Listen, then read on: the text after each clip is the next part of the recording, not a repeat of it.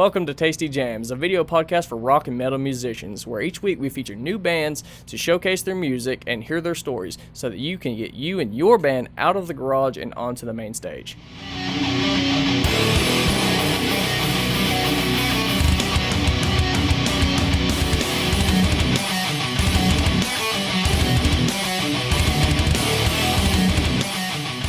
So what's up? Not a whole lot. Welcome to Tasty Jamz episode 3. Thank I'm you with for Bound having by us. the Crown. Oh yeah, so I saw you guys back when, I think February at Capone's, and that was the first time I seen you guys. I've known Josh Pike for a while, and when I was invited to go film you guys put on a fucking awesome ass performance. Thank And you. Really Man, fucking appreciate heavy. I mean, the energy was moving in the whole room. I just really felt it that night. It was killer. Appreciate it. Thanks. So wait around to the middle of this episode, and I'm going to show you guys some of the live footage that we filmed at one of the local venues around here called Capone's. And the audio was recorded. Who was the engineer at Capone's? Alan Prince. Alan Prince. Yeah, Alan Prince. He records live feed audio into there, and to the bands in the area, he will actually give you the raw tracks if you bring him a flash drive. And it was really awesome to be able to sync up that audio with the video at the live shot. So it was killer. So yeah, I'm gonna let you guys introduce yourselves. Bound by the Crown, you are the screaming vocalist. Yes, sir. I am the head vocalist. I do main vocals for Bound by the Crown. My name is Josh Judkins, and I am from right here in East Tennessee. Awesome. I'm Josh Pike. I do backup and I'm rhythm lead guitar player. We Bound by the Crown. Hell yeah. So what's it like, man? What do you classify this genre? I know I hate having to really classify genres, but you know, for the people that's listening, they are gonna want to know. Are you I would consider definitely deathcore, say death metal? What would you consider? Religious deathcore. Religious deathcore? For sure. Okay. Nice. Definitely. Religious melodic deathcore, because we're all about Jesus and promoting good feelings around the world. That's awesome. Good. That's great. What do And you I say? love What do you that say to guy. that? What do you say to that, Dr. Satan? Oh, yes. He does. He's yeah. actually our biggest fan. Oh, is he? Yeah, actually. Yeah. Why you got those sunglasses on here? You're on a show. He wears his sunglasses at night, man. He's cool like that. If you're the devil, you're definitely gonna wear sunglasses at night. I have to agree. I have to need 'em. agree with him. I need them too. I don't believe it. Absolutely. Nice. So, what can we really expect for the audience who hasn't seen you? What can we really expect to happen at a death metal show today? 'Cause it's Just a little bit having- different from like the 80s Pantera Yeah, concerts and stuff. What's it true. really like today? It's just to have fun. It's like all week you go to work and your parents you're on you all week and you want to go to a metal show, especially, and just let loose and have fun. And when you come to one of our shows, that's what I want you to have. Just let loose and have fun and run away from reality just for at least a little bit. Yeah, the whole perception of the metal show or whatever, everybody's like, oh, we want to be hatred and all that. Man, we're all about fun, dude. Mm. You've hung out with us. Oh yeah. You enjoy it. Oh yeah. It's all about fun. We're probably the more on the wilder side of what these metal bands around here yeah. I are. don't know. I think it's like legend, an ongoing tradition. You know, the whole ever since the sex, drugs, and rock and roll thing kind of really started. Yeah, it's always been an ongoing tradition. I know, obviously, like Dimebag Darrell held that tradition very well. Yeah. Pantera didn't play around, and then you hear Definitely. stories about Kiss and Motley Crue, and I think it's really evolved since then. Got a little out of control, but like partying and music, how you really emphasize that together. If you do it right and you keep everybody on check and everybody's on the A game, you know, it can still work. You can still party and have fun and still play Yeah, music. definitely. Yeah, absolutely. That's what I want. I want everybody to be safe, but at the same time, have fun. Yeah. I want our shows to be somewhere like everybody can come, no matter who you are, what you believe in. Come have fun and not worry about people like giving you shit or anything. Just Awesome.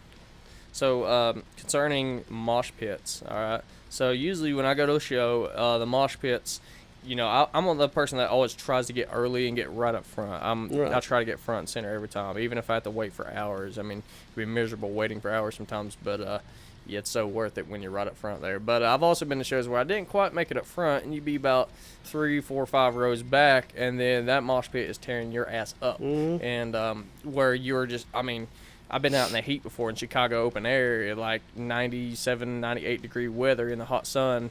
I felt like I was fighting for my life, and that was Korn, and compared to like most death metal stuff, they're not even really that heavy, but their tone live made it so heavy, and there was such a movement and energy.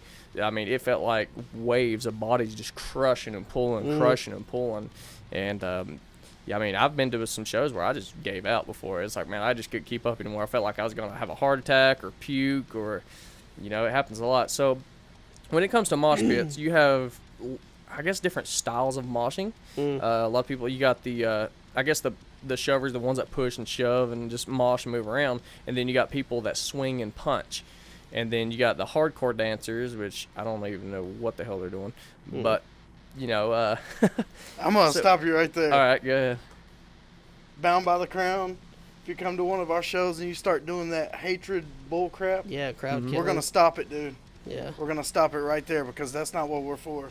Yeah, we're there. We're to all have about fun. the pit and to have a pit, but there's no sense in crowd killing. Like there's people there to see your show and they've paid to be there, and if they're just standing outside and you come up and hit them, then there's no point in that. There's tiny there women is a mosh that come pit. and see us, man, and there ain't no sense in that. There's a place to be hard.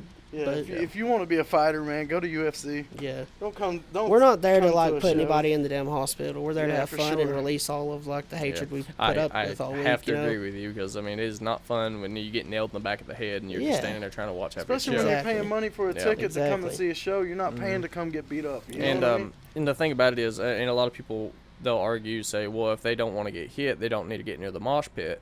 Well, that's not always possible. Sometimes that pit opens up right next to you, and you don't even know it's coming. And definitely. Next thing you know, you're getting tackled by some 400-pound Like I said, if you're trying to fight, monster. go to UFC. Yeah. Don't come to a metal show. And it can be. I just had a friend a little while back that she hurt her ankle pretty bad at a show. I'm not gonna mention what venue or whatever, but that mosh pit opened up, and I took off running for the pit. I'm like, hell yeah, let's do this. And well, I guess the whole body of waves moved back, and she just kind of fell backwards and hurt her ankle. So, I mean, nobody really. I don't ever want to see somebody get hurt at a metal show. You know, nobody wants to pay $15 to go see a show and then get hurt and then get $300 or $400 hospital bills for that. Like you just went there for just a show. Nobody wants that. Yeah, I can't stand. It's one thing like our music, death metal especially. It seems to promote a lot of violence a lot of times. Yeah, absolutely. Which it's kind of a different way to get it out as a stress reliever. When I'm jamming in the car and I'll lose myself in the music, that's my way of really dealing with my own emotions. Really, I know it's kind of weird, but like I was. I guess a pretty temperamental child growing up, and I had a lot of anger issues that I dealt with, and music helped me work through those anger issues as a kid, and still to this day. Absolutely. It just helps me get my mind let loose, and but a lot of people that associate that music really think that I guess the scenes are violent, and they're really not. I would say a metal show and mosh pit should be just as safe as playing sports of pretty much any kind. Definitely. And another thing, I like to understand that alcohol laws have places for reasons, but I like all ages shows a lot of times, simply for the fact that I like seeing younger teens come to these shows, and that goes back to the bands actually having a sense of professionalism on stage. What they party, what they do, and stuff like that behind doors. Typically, the teens, or even the kids, because I've seen kids as young as 6 years old and 8 years old at metal concerts, and usually up on somebody's shoulders. But they see everything that we do. They look up to us, even from, and throughout all high school, they're looking up to everything that we do and what we represent. And so everybody gives death metal a bad rap because you're looking at it like, what the hell? On the outside, it really seems like it's a really, I don't know. It's almost like it promotes violence and promotes that, but really it's kind of the opposite. Exactly. Like the people that are on the inside, if you go in and talk to them, it's exactly the opposite. Like the death metal and the hardcore people like we promote anti-bullying and all that. We're not about all that. And I think that's what people get mixed up for sure. Oh, yeah. I think they associate it with the sound or the negativity. Well, to be Well, honest. if you actually if you- read the lyrics to most of these Exactly. bands, Yeah. there's a positive Very note uplifting. in there. You know what I'm saying? Oh, yeah. Not all of it's negative. Kill your mother, hate your sister, whatever. You know, Yeah. the whole typical stereotype Mm-hmm. metal. I mean, I think angry music makes some of the best music I've ever heard. I think it really. But I mean, that's something everybody relates to. Everybody gets angry. Yeah, I mean, Everybody knows when that music feeling. reflects your personal emotions for what you're going through, all the bullshit in life that you're going through, and when it reflects upon that music, typically that's what makes the most passionate music. Because Right. to be honest, you're hungry, you really want it, and then you see bands that's been doing it for so many years, and eventually, like. I'm gonna name the band specifically, but started off it was really hangry, it was mean, it was vibrant, and everybody was like, "Fuck yeah, this is awesome." And then it kind of went talking about world peace now. Yeah. And it's kind of like and all kinds of stuff, and it's like, well, how'd that band change? And I said, Exactly. they made it. You know, they made it. They're on top. You know, Well, they they got don't a have nothing platform they can ain't use it. nothing to be angry about anymore. And so I'm not saying that they're necessarily bad records or anything like that, but it's in a whole different light than metal really comes from your emotions, and it should anyway. If you're not playing for that, you're playing just to be bullshit, and you're rethink your career because if you're not 100% passionate about this, you're not going to make it anywhere at all. Yeah, for sure. So, Even if you make it big now, I mean, Whitechapel, they're doing the thing. You know what I'm saying? Mhm. Bands like that, but they're not living in fine mansions. I mean, you know, they're just living life and they're comfortable at it, and they do it because they're passionate, and that's we do it because we love people. We love to move people. We love to see it happen in front of us. That's our passion. shit, yeah. You know, What's your passion, Satan? that too. Okay. Well, anyways, so I got a modern question. Do you think modern music, 6-string or 7-string guitar? Because this is questions. It's always a battle between the people that want to stick to the 6-string. I personally am a 6-string player. I don't think I've ever owned a 7-string. I've played a lot of them, and for some reason, to me personally, I cannot get the same tone that I can get with my 6-string. I think that's what it's all about, though. It's about what you want. Okay. If you want like a lighter sound, I would definitely go with the 6, but 7-string is what's going to bring you that little bit of heavier. There's bands out there that play Yeah. on 6-string Yeah. that sound just like they're playing on the. It's all about how 9-string. you feel when you're playing You the know. guitar. Yeah, it just seems like, the more genty style bottom end, I mean, I remember, like, it used to be, like, the lowest tune you ever hear anybody playing, it was drop A. Right. And now I'm seeing people like F and F sharp, and it's like going down the cycle again. It's like, why such a low tuning all the time? Because I think a lot of people get the low tuning makes heavier tunings. I mean, but to me, it seems it's like a darker tone than it is really making it any heavier. And Metallica pretty much prove that you can, like, the slower the riffs on certain stuff, the heavier it gets. So they started setting tempo maps in their Right. songs to change the tempo at certain places. But yeah, do you really think the tone has such an effect? I don't think it's. I think you're asking the wrong question because we play on 8-string now. Okay. I don't know if you know or not, but Mm-mm. we jumped up to 8-string, and the tone on your amp actually gives the presence of what you're trying to get across. Okay. It's not the guitar, you know what I'm saying, so to Okay. speak. Tone of your amp, because we got heavy and we got mids, highs, lows. You know what I mean? Yeah. So it's all in the tone of your amp. However you want to work it, you can turn that thing up on bass way Yeah. up, and you're, Yeah. you know what I mean. So you can still do it with your mids and highs too. Gotcha. And So be what quality. tuning do you play in now? We play in F, drop F. Okay. So drop F. Is there anything lower than drop F, or is that it? Yeah, there's other Okay. stuff. I mean, I know like on the chromatic scale there's lower. I'm talking about just actual used Yeah, there's guitar a lot tunings. And of course, experimental. You can kind of experiment with anything you want. Yeah, But, definitely. But yeah, like super low tunings. I mean, at what point does like your ear can't comprehend the notes? I mean, because I noticed like the more drop tuning stuff I'm starting to listen to, I'm hearing more notes, but I have to kind of listen for it a little more, where it's not as bright as like your It's just standard deeper. tuning or drop C and drop D and that's stuff like that. all into your actual tone though that you Okay. get. You know what I'm saying? You Yeah. can work that out. You can EQ everything where it works. So, Nice. And so, the ultimate question, all right, how is death metal doing in 2018? Like, structurally, how do you think death metal's doing? I think it's growing. I think it's bigger than it used to be. Okay. Definitely. Yeah, But I've I mean, definitely seen a trend I don't know. to where it was like death metal was kind of like hidden and very underground. Yeah, Now for I'm seeing a sure. trend where I see it everywhere.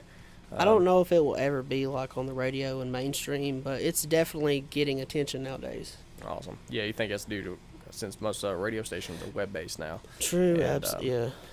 Less stuff, analog broadcasts and stuff like Sirius XM. Yeah, but Sirius is trying to incorporate it into mainstream nowadays. Yeah, like I'd love to see it, but I don't even have a stereo in my car. I mean, I just as far have as like Spotify account, yeah, and that's exactly, it. You know, exactly. I hardly ever listen to the radio anymore. As far as like the bigger name bands, their scene is huge. Okay, You know like what I'm saying? a lot bigger name bands like Yeah, a lot bigger Cannibal names. Corpse and Cannibal Corpse, you know, like I said, I mentioned Whitechapel, Okay. Carnifex, people like those people. You know, Nice. they're up there. So nice, man. I seen feel like I seen they're- Carnifex back in I think it was 2009. We're during the Disease and Poison, and that was a rough pit.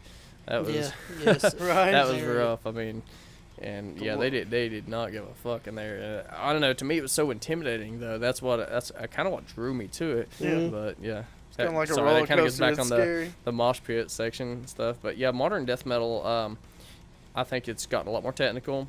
And the biggest thing I've always never liked about death metal is the quality of a lot of the records. Yeah, I think, though, if exactly. you take your death metal and really step up the quality on your recording process and get those tones and get those notes, because guitarists listen to death metal, you know, and we're listening for those notes and we're listening for those, we want to figure that out, you know, we're trying to figure out how they played it. We're trying to, you know, really get down and we listen to music, you know, and that kick drum driving through. And when you have a quality record, it makes so much of a difference for me when it comes to listening to it. Oh yeah. Because, I mean, I've heard some demos, and it just sounds like a bunch of rocks beating around in a trash can. And it's like, King what the Diamond in hell the is this? I basement. mean, you're playing the most technical form of extreme music there is, other than like a 100-piece orchestra or something like that. You have to make that stuff clarify and stand out. And, if not, it's just going to sound like a mess. You can't play sloppy. That is one of my biggest issues I've ever had with it. And I think a lot of time, some death metal artists, I'm not going to say which ones, can give that a bad name because they come up on stage and they play sloppy all over the fretboard. And yeah, they're up there playing, having a good time, but it sounds like ass from down here, you know? Yeah. And that's cool too, man, Yeah. because at least they're out there having a good time. Yeah. We don't bash personally. We don't bash any band. I don't care what genre of music it is. They're up there on stage. They're making $500 or $500 a night or whatever they're making. They're up there doing it and they're having a good time doing it, regardless of how they sound. You know what I'm saying? Yeah. That's them. If they want to stay there, that's their preference. You know, you push yourself, you make yourself better. That's a good way to look at it. You know, Yeah. like I said, you push yourself, you make yourself better to do whatever you're wanting to do with your future in the music. But Yeah. there's no reason to look down and say, hey, that band sucks. No, man, that band's up there having a good time. Do you not see it? Yeah. You know what I mean? So That's a really good, interesting way to look at it because, I mean, I always like looking at stuff from different perspectives, too. I mean, it kind of opens you up to different ways of thinking. Yeah. And so, yeah, when I see that, you know, I think from a musician standpoint, I'm like, man, this guitarist is not doing the job, or man, that drummer needs to tighten up, or something like that. But really, just kind of just feeling it and just letting loose and have fun with them people, because just because they're playing on stage does not mean that they're not wanting to have fun with you. Yeah, They right, are partying for sure. with you. I mean, They're it's a partying for party. you. Yeah, I mean, it's, you know, you should never have any kind of, I mean, hell, if you're in the crowd, they're on stage and you're not. You know, I mean, if you can do better, get right up on stage and join them. I think that'd be a good way to really look at it. Yeah. When it comes to there, 'cause, Don't I mean, bash them, man. They're doing what they enjoy, man. Oh, yeah. I mean, it's like the whole thing with artists, you know what I'm saying? Somebody could draw better than the next person, but hey, they did it. They're enjoying it. oh yeah. Why would you bash them for it? They That's did it. awesome. You know Awesome what I mean? views on that. So, I'm gonna let you guys see some footage of Bound by the Crown at Capone's and check it out. And leave your comments in the section below and let us know what you think.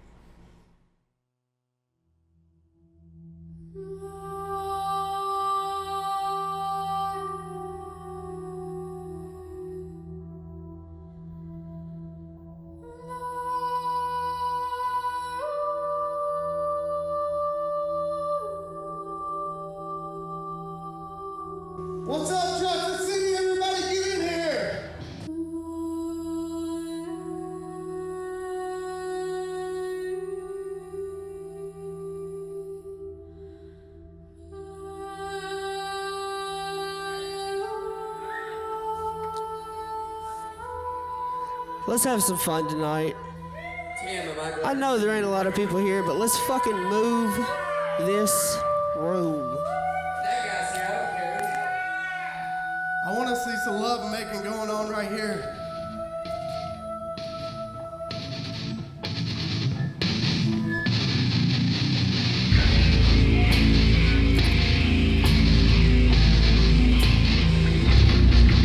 So act like you want to be here.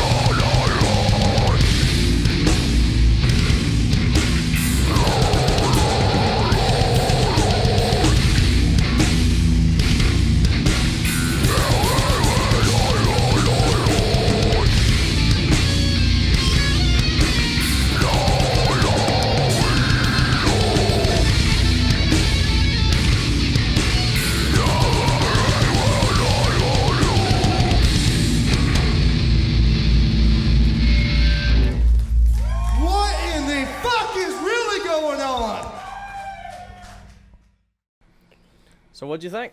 Welcome back. So where the hell were we? Yeah. Mosh Ask pits? him. He'll tell you. All right, Devil. yeah. Where were we? Satan. Oh, right. That's right. Yeah, we're gonna talk about actually something new. Something that a lot of people that don't listen to death metal are gonna ask. Lyrics. Okay. Lyrics. All right. Pronunciation. Mm. You know, a lot of them have a problem, as you know, of, oh shit, they can't understand the lyrics. This is awful. And what I say to that is, you're not listening to the music if you're listening for lyrics the whole time. Exactly. That is one of my it depends on where you put your emphasis. All right. Mm. So if you put your emphasis on the instruments, the music, the guitars, you know, drums, bass, your EQ, and really that's the sound that you're going for. And then you put your emphasis on vocals, they kind of clash each other out.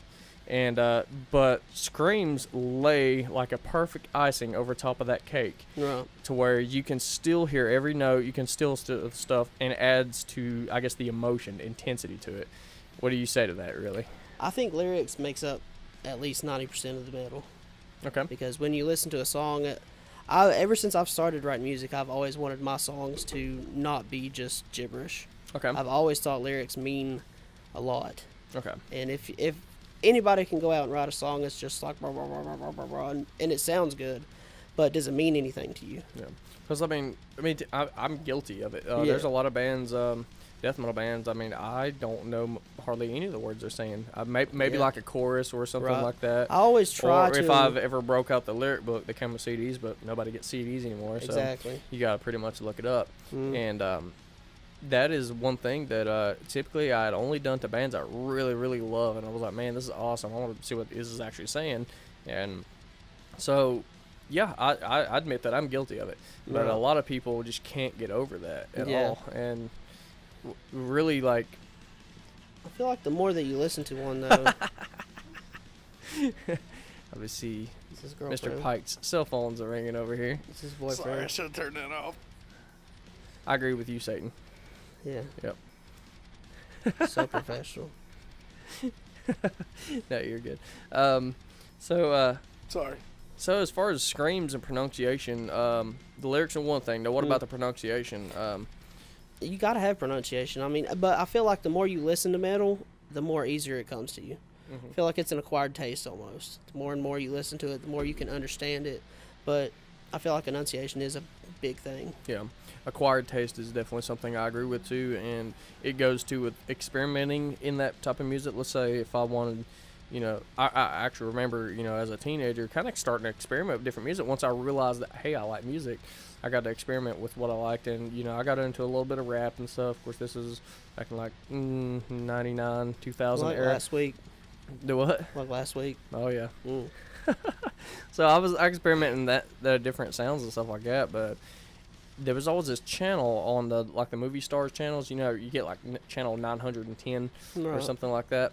And it was a metal channel, and I remember flipping through it, and I heard that metal channel, and the first thing I heard was this, or just this fucking scream, and it was like, my mom flipped shit. Like, she was like, ew, turn that off. That is the devil's music right now. And it was like, see what you did to us. So I turned it off. Well, she left the room moments later. I turned it back on. I was listening to it. I was like, this is awesome. Like, how do they get that guitar sound? Exactly. I was like, that just sounds so awesome. And, man, I was listening to that channel all the time. And then I started seeing, like, some metal stuff on VH1. I'm sorry, MTV. It was Headbangers Ball.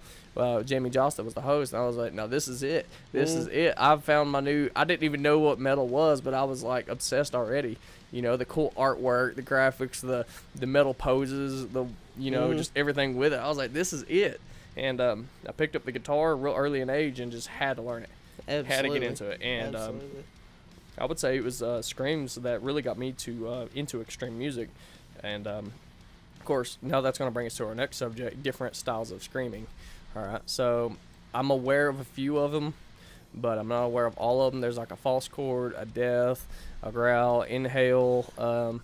Gutturals, breeze. Yeah, see, I'm not exactly familiar with that stuff, and from what I have experienced in screaming, it was only just a little bit to some of the ranges that's out there that I can't even try to hit. I tried to do some inhales. I watched some YouTube tutorials, and that did not help. I could not figure that out. I learned how to do my inhales first before I learned how to do my exhales. Okay. So how did you go about learning it? Really? I don't even know. Like, I went to a show when I was like 18 years old, and I was like, this is what I have to do. I have to be a front man for a band. And I just started playing around with it, and it just, I don't know. It just came easy for me to do the inhales. And then I started I listened to like Melissa Cross and stuff like that. And Melissa Cross from In This Moment? Yeah. No, the one that does the... Oh, no, I'm sorry. Yeah, that's... I know her first name is Melissa. Yeah, that's the right. Zen of Screaming. Yeah, Zen of Screaming. I talked about her in the last episode. Yeah. That's right. And she helped me a lot. Both of those. I've got both of those DVDs. I completely got that backwards. Yeah. That is not In This Moment. Nah. I was like, wait a minute, that's Maria Brink. Yeah. That's right. But she helped me a lot with that. But yeah. I don't... The reason I was thinking Maria Brink in my head was because she's got this super high range scream. I mean, and I'm pretty sure that's an inhale. I'm not sure. I'm not sure. I've never listened to her. Yeah. I said that out loud on this. That's okay. He has no filter at all. Dude, it's right here. Yeah, well, she was on the cover of a few metal magazines, so nobody's gonna argue with you there. So. Not at all. But yeah, I think there was an album she had. It was like a Western album. It was Welcome to the Gun Show. Yeah. And man, the high pitched range that she had was so high, and I was like, I could never do that. Yeah, I don't know if that's just like where females, their vocal range is a lot higher than ours. I don't know if hers are outside or there's people like Celtic Frost, people like that, guys that's got stupid super high voices. Yeah.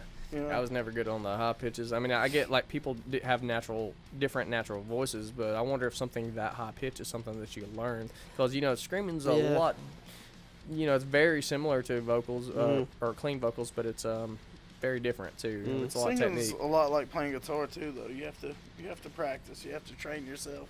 You got to get in your range wherever you not just in the shower. Yeah. So, yeah. I mean, you can do it in the shower too.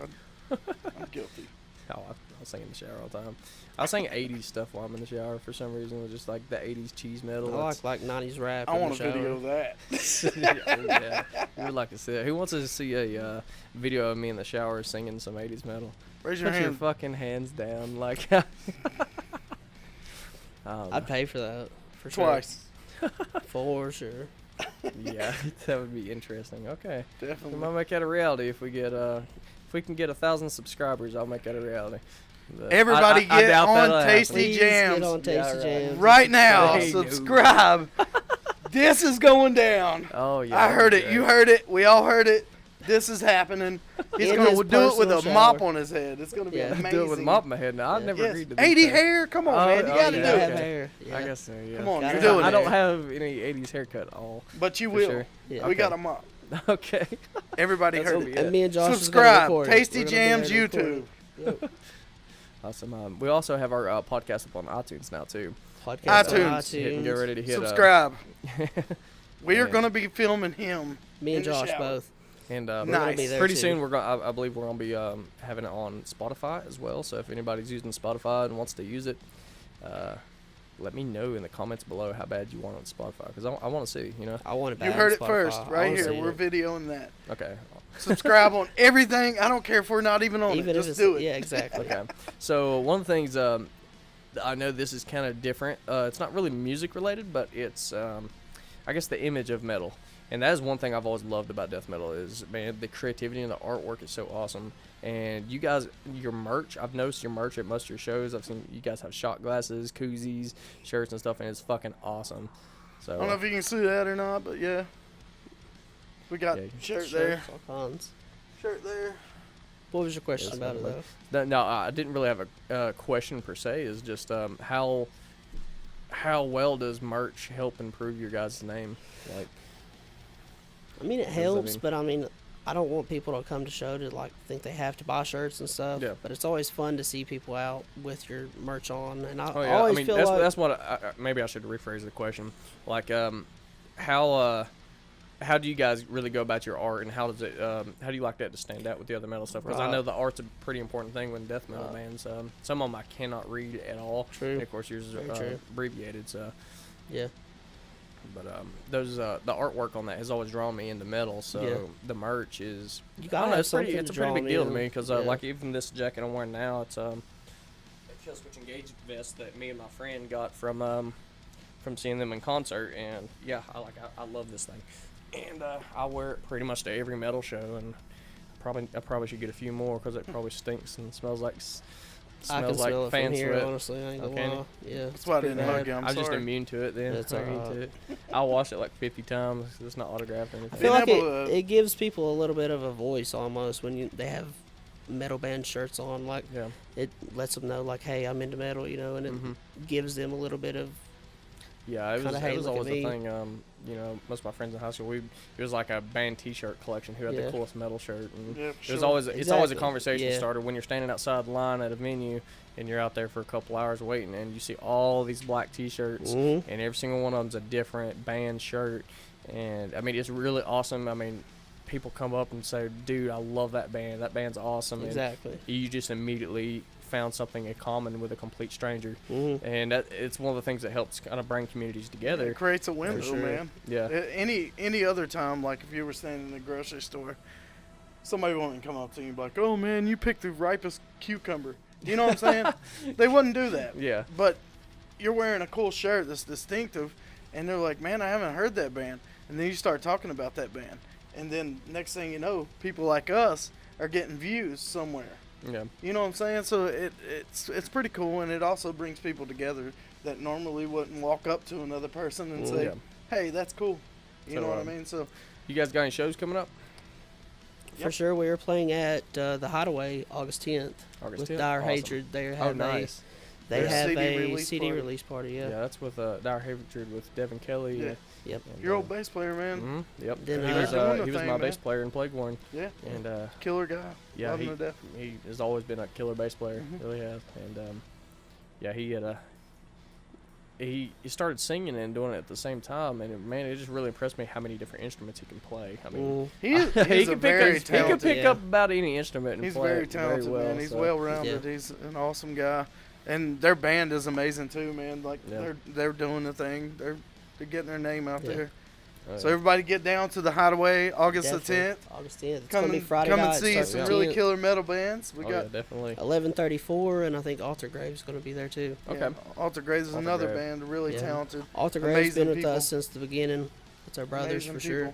Yeah, I think Alter Grave mentioned us about possibly being on the show, so we should hopefully see them inside here soon. Yeah, so. hopefully, man. We'll get them on here. Yeah. We'll drag them up here. Man. Did you say you had something to talk about to me earlier? Yeah, man. This shirt right here, we wear it on stage.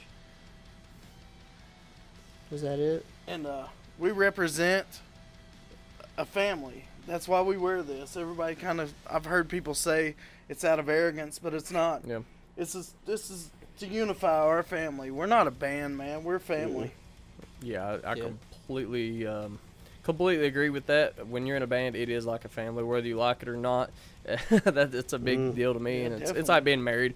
Five different people all married. I mean, you're gonna be spend a lot of time with each other, and you're gonna get to know each other very well. I mean, through the bad times and through the great times. Like I said, we're family, and that's the only reason we wear this shirt is to unify us on stage, man, and people can recognize that we're together. This is Bound by the Crown. We are family.